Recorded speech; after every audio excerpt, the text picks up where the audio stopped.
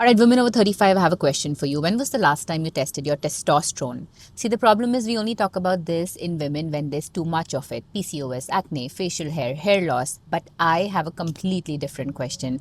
What happens when there is too little?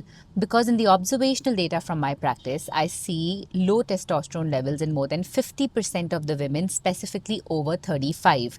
And testosterone is not a male hormone. Women have androgen receptors in their muscle, in their bone, in their brain, adipose tissue. There is real female biology here. And yet, when we talk about testosterone therapy in women's health, the conversation is just limited to libido. Why? Because, yes, there are some studies and some evidence in this direction. But somewhere along in the medical conversation, we made this very dangerous jump where we go from not enough evidence to this does not work. And I completely disagree. I think we're not asking enough questions around what happens to muscle, body composition, bone, visceral fat, to metabolic health, cognition, recovery, and what happens when androgen activity changes throughout perimenopause.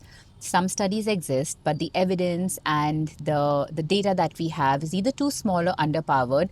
It's just not enough for us to answer these questions confidently. So no, I'm not talking about starting testosterone therapy right now. I'm asking why the hell are we not studying this enough? So women, what I want you to do is start looking at your androgens. If you haven't yet, test your testosterone, look at your DHEAS levels, and also look at what your adrenals are doing alongside.